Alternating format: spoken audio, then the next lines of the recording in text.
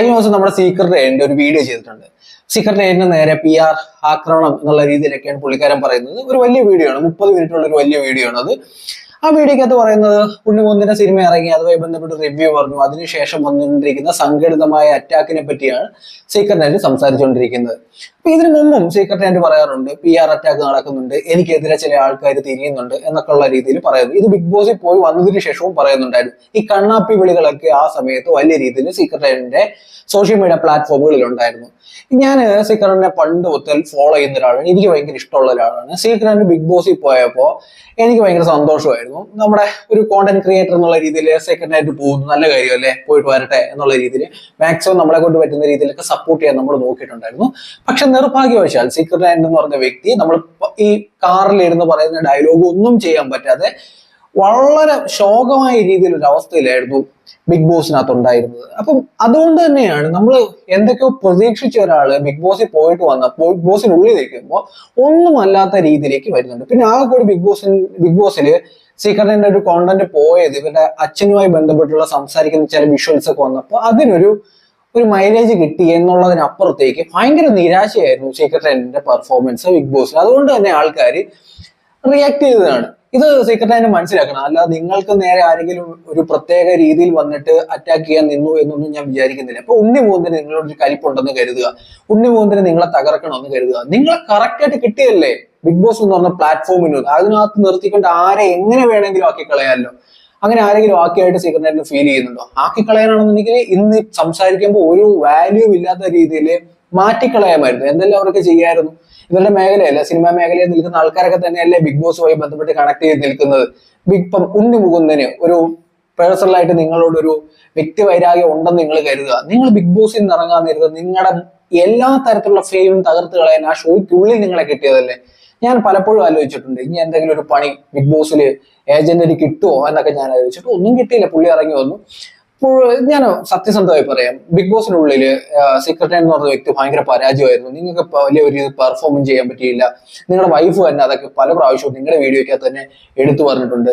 ഇപ്പം മാർക്കോ എന്ന് പറയുന്ന സിനിമ, ഈ മാർക്കോ എന്ന് പറയുന്ന സിനിമ ഇറങ്ങിയതിനു ശേഷം എല്ലാവരും റിവ്യൂ ചെയ്തു അല്ലെ, ഞാനും പറഞ്ഞിട്ടുണ്ടായിരുന്നു, അങ്ങനെ പല ആൾക്കാരും പറഞ്ഞിട്ടുണ്ടായിരുന്നു. പക്ഷെ എന്തുകൊണ്ടാണ് സീക്രട്ട് എന്ന റിവ്യൂവിനായിട്ട് ആൾക്കാർ വലിയ രീതിയിൽ വന്നിട്ട് കമന്റ് ബോക്സിൽ ബഹളം വെക്കാൻ തുടങ്ങിയത്? ഇപ്പൊ സീക്രട്ട് റിവ്യൂവിനുള്ളിൽ വന്നിട്ട് വ്യക്തിവൈരാഗ്യമാണെന്നുള്ള രീതിയിൽ കമന്റ് ഇടുന്ന ആൾക്കാരെല്ലാം PR ഏജൻസിയുടെ ഭാഗമായിട്ട് നിൽക്കുന്ന ആൾക്കാരൊന്നും അല്ല.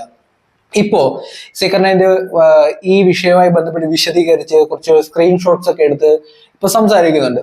അത് ഈ വീഡിയോയുടെ കമന്റ് ബോക്സിൽ തന്നെ നോക്കിയാൽ മനസ്സിലാവും. PR വർക്കിന്റെ ഭാഗമല്ലാത്ത പല ആൾക്കാരും വന്നിട്ട് സീക്രട്ട് റിവ്യൂ വളരെ മോശമായി പോയി എന്നുള്ള രീതിയിൽ പറയുന്നുണ്ട്. ഈ 21 മിനിറ്റുള്ള ഒരു വീഡിയോ ആണ് സീക്രട്ട് മാർക്കോ സിനിമയ്ക്ക് വേണ്ടി പോസ്റ്റ് ചെയ്തത്. എന്തിനു വേണ്ടിയാണ് സീക്രട്ട് 21 മിനിറ്റോളം ഉള്ള ആ വീഡിയോ എടുത്ത് പോസ്റ്റ് ചെയ്തത്? സ്വാഭാവികമായിട്ടും സീക്രട്ട് അതിന്റെ തന്ത്രം അറിയാം, എല്ലാവർക്കും അറിയാം. ഇത് മറച്ചു വെക്കേണ്ട കാര്യമൊന്നുമില്ല. മാക്സിമം നല്ലതായിട്ട് ഉപയോഗിക്കുക, കാര്യങ്ങൾ ഉപയോഗിക്കുക എന്നുള്ളതാണ് ഒരു കോണ്ടന്റ് ക്രിയേറ്റർ എന്നുള്ള രീതിയിൽ അത് നിങ്ങളുടെ കഴിവാണ്. 21 മിനിറ്റുള്ള ഒരു വീഡിയോ എടുക്കുന്നു. 21 മിനിറ്റുള്ള വീഡിയോ തീർച്ചയായിട്ടും വലിയ രീതിയിലേക്ക് ആൾക്കാരിലേക്ക് എത്തുമെന്ന് സീക്രട്ടിന് അറിയാം. ഈ നേരത്തെ ഇവർ തമ്മിലുള്ള പ്രശ്നങ്ങളൊക്കെ ഉള്ളത് കൊണ്ട് എന്ത് തരത്തിലുള്ള റിവ്യൂ ആണ് പറയാൻ പോകുന്നതെന്ന് ആൾക്കാർ ചിലപ്പം പ്രതീക്ഷിച്ച് വന്ന് കണ്ടേക്കാം എന്ന് സീക്രട്ടിന് അറിയാം. അതുകൊണ്ട് തന്നെയാണ് 21 മിനിറ്റുള്ള ഒരു വീഡിയോ. ആദ്യം തന്നെ എന്തൊരു അരോചകമായിരുന്നു നിങ്ങളുടെ റിവ്യൂ പറിച്ചിട്ട് കുറച്ച് ബന്നൊക്കെ വായി വെച്ചിട്ട് ഓവർ ഷോ. നമ്മളിപ്പോ കണ്ടുകൊണ്ടിരിക്കുന്ന ആൾക്കാരെ ഇറിറ്റേറ്റ് ചെയ്യുന്ന രീതിയിലേക്ക് വന്നു കഴിയുമ്പോൾ ആൾക്കാർ പ്രതികരിക്കും സീക്രട്ടിന്റെ. അതാണ് ഇപ്പൊ ഇവിടെ സംഭവിച്ചതെന്നുള്ളതാണ് ഞാൻ മനസ്സിലാക്കുന്നത്. ഇപ്പൊ ചില PR വർക്കുള്ള ആൾക്കാർ നിങ്ങൾക്കെതിരെ തിരിഞ്ഞിട്ടുണ്ടായിരിക്കും. പക്ഷെ എല്ലാവരും അങ്ങനെയല്ല. ആ റിവ്യൂ കണ്ടപ്പോൾ എനിക്കും അത് മോശമാണെന്ന് തോന്നി. മോശമാണെന്ന് തോന്നുന്നത് തന്നെ ആദ്യത്തെ നിങ്ങളുടെ പെർഫോമൻസ് തന്നെ. എന്തോ കേക്കോ ബന്നോ വരാണ്ട് വായിൽ വെച്ചിട്ട് മുഖം മുഴുവൻ എന്തോ ഒക്കെ വായിൽ തേച്ചിട്ട് ചുമ്മാ ഭയങ്കര ബോറായിരുന്നു. ആ 21 മിനിറ്റുള്ള വീഡിയോക്കകത്ത് പറഞ്ഞ പല കാര്യങ്ങളോടും ഞാൻ യോജിക്കുന്നുണ്ട്. പക്ഷേ നിങ്ങളുടെ പെർഫോമൻസ് 21 മിനിറ്റിലേക്ക് എത്തിക്കാൻ വേണ്ടിയുള്ള ആ സമയം എടുത്തുകൊണ്ടുള്ള നിങ്ങൾ സംസാരിച്ചപ്പോൾ പലയിടത്തും കയ്യിൽ നിന്ന് പോയി. ഇത് ആൾക്കാർ റിയാക്ട് ചെയ്തു. സിനിമ നല്ല രീതിയിൽ കൊളുത്തിരിക്കുന്ന സിനിമയുമായി ബന്ധപ്പെട്ട് അശ്വിൻ കോക്കിന്റെ കാര്യം തന്നെ നോക്കുക. ചില സിനിമയുമായി ബന്ധപ്പെട്ട് അശ്വിൻ കോക്കിന്റെ ചില റിയാക്ഷൻ വീഡിയോ ഒക്കെ നമ്മൾ എടുത്തു നോക്കുക. ആൾക്കാർ പലതരമാണ്. ഈ ആൾക്കാർക്ക് മഹാഭൂരിപക്ഷം ആൾക്കാർക്ക് ഇഷ്ടപ്പെട്ടുവെങ്കിൽ ആ സിനിമ ഹിറ്റാണ്. പിന്നെ നമ്മൾ പറഞ്ഞിട്ടൊന്നും കാര്യമില്ല. ഇപ്പൊ പല പോയിന്റുകളെ പറ്റിയൊക്കെ എടുത്തു പറയുന്നു. എന്താണ് വീട്ടില് ഷൂ ഇട്ടുകൊണ്ട് നടന്നതിനെ പറ്റിയൊക്കെ അന്ന് പറയുന്നുണ്ടു. ഈ സിനിമയിൽ അങ്ങനെയാണ്. ഇപ്പൊ KGF സിനിമ എടുത്തു നോക്കുക, കോട്ട് ഇട്ടുണ്ട്, ഷൂ ഇട്ടുണ്ട് തന്നെയാണ് റോക്കി ഫൈ നടന്നത്. അവിടെ ഇല്ലാത്ത പ്രശ്നം, ഒരു നായകൻ വന്ന് 100 പേരെ ഇടിക്കുമ്പോൾ മറ്റുള്ള സിനിമകളിൽ ഇല്ലാത്ത പ്രശ്നം KGF കണ്ടിട്ട് നിങ്ങൾക്ക് നല്ലതാണോ പറഞ്ഞത്? അല്ലെന്നുണ്ടെങ്കിൽ ഇതുപോലുള്ള പടങ്ങൾ വേറെ എന്തെല്ലാം പടങ്ങൾ ഇറങ്ങിയിട്ടുണ്ട്, അന്ന് നമുക്കൊന്നും കുഴപ്പമില്ലെങ്കിൽ ഇവിടെ വന്നിട്ട് നമ്മൾ ഇതൊക്കെ എടുത്തു പറയുന്നവർക്ക് ആൾക്കാർ റിയാക്ട് ചെയ്യുന്നതാണ്.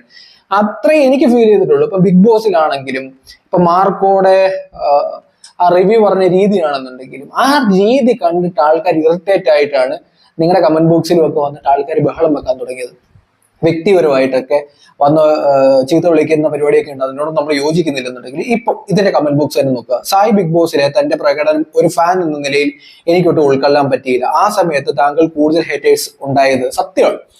ഈ ബിഗ് ബോസിലേക്ക് പോയില്ലായിരുന്നെങ്കിൽ കുറച്ചും കൂടെ എനിക്ക് തോന്നുന്നു സായിക്ക് ഇപ്പം അന്നൊക്കെ കണ്ണാപ്പി വിളികളായിരുന്നു സായിക്ക്. കാരണം അതിനകത്ത് പെർഫോമൻസ് ഭയങ്കര മോശമായിരുന്നു സായിയുടെ. ഭയങ്കര മോശം. സായി വിചാരിക്കുന്നത് ബെറ്റർ ആയിരുന്നു എന്നാണെങ്കിൽ വളരെ മോശമായിരുന്നു. സായിയുടെ പെർഫോമൻസ് അതിനകത്ത് വളരെ മോശമായിരുന്നു. കാരണം നമ്മൾ പലപ്പോഴും പുറത്തിരുന്നിട്ട് അങ്ങനെ ചെയ്തൂടെ ഇങ്ങനെ ചെയ്തൂടെ എന്നൊക്കെ പറഞ്ഞുകൊണ്ടിരുന്ന ആൾ അകത്ത് പോയിട്ട് ഒന്നും ചെയ്യാതെ അവിടെ സൈഡിൽ മാറിയിരിക്കുന്നു. ഒന്നും ചെയ്യാതെ മിണ്ടാട്ടം ഇല്ലാതെ പോയി മാറിയിരിക്കുകയാണ്. അതുപോലെ തന്നെ ആ ബിഗ് ബോസിലേക്ക് പോകുന്നതിന് മുമ്പ് സായിയുടെ ഒരു പ്രൊമോ ഒക്കെ ഉണ്ടായിരുന്നു. എന്തോ മലമറിക്കുക എന്നുള്ള രീതിയിലാണ് സായി പറഞ്ഞത്. അപ്പൊ അവിടെ അകത്ത് പോയിട്ട് നിങ്ങൾക്ക് ഒന്നും ചെയ്യാൻ പറ്റില്ല. ബ്രോ വാ തുറന്നാതിരുന്നാൽ മതി ഹേറ്റേഴ്സ് പറഞ്ഞു. ഞാൻ വായിക്കുന്നത് കമന്റ്സ് ആണ് താഴെയുള്ളത്, നിങ്ങൾക്കും കാണാൻ പറ്റുന്ന കമന്റ്സ് ആണ്. ഞാനൊരു സാധാരണക്കാരനാണ്, ഞാൻ നിങ്ങളെ വിമർശിച്ചിരുന്നു, അപ്പോൾ ഞാനും PR ആകുമോ എന്നുള്ള രീതിയിലൊക്കെ ആൾക്കാർ ചോദിക്കുന്നുണ്ട്. സംഭവം വളരെ സിമ്പിൾ ആണ്. ഇതൊക്കെ ഒരു പോസിറ്റീവായിട്ട് എടുക്കാന്നേ ഉള്ളൂ. ഇവിടെ വന്നിട്ട് PR ആക്രമണം എന്ന് പറയത്തക്ക രീതിയിലുള്ള ആക്രമണം ഒന്നും ഉണ്ടായിട്ടില്ല. സായിയുടെ ആ വീഡിയോ എന്ന് പറയുമ്പോൾ ആദ്യം തന്നെ ആൾക്കാരെ കണ്ടുകൊണ്ടിരിക്കുന്ന ആൾക്കാരെ ഇറിറ്റേറ്റ് ചെയ്യുന്ന രീതിയിൽ ബന്നുമൊക്കെ വായി വെച്ചുകൊണ്ട് കാണിച്ചത് തന്നെ ബോറ് പരിപാടിയാണ്. അതിനുശേഷം ചുമ്മാ പറയാൻ വേണ്ടി എന്തെങ്കിലും പറയുന്ന പോലെ കുറച്ച് കാര്യങ്ങളൊക്കെ പറയണ്ടായി. ഈ എപ്പോഴും കോട്ട് ഇടുന്നു, ഷൂ ഇടുന്നു എന്നൊക്കെ പറഞ്ഞു വെക്കുന്നുണ്ടായി. പിന്നെ ഈ ബിഗ് ബോസ് സീക്രട്ടിന്റെ ബിഗ് ബോസിൽ പോയി നിങ്ങൾ അവിടെ പരാജയമായിരുന്നു. അത് നിങ്ങൾ മനസ്സിലാക്കുക.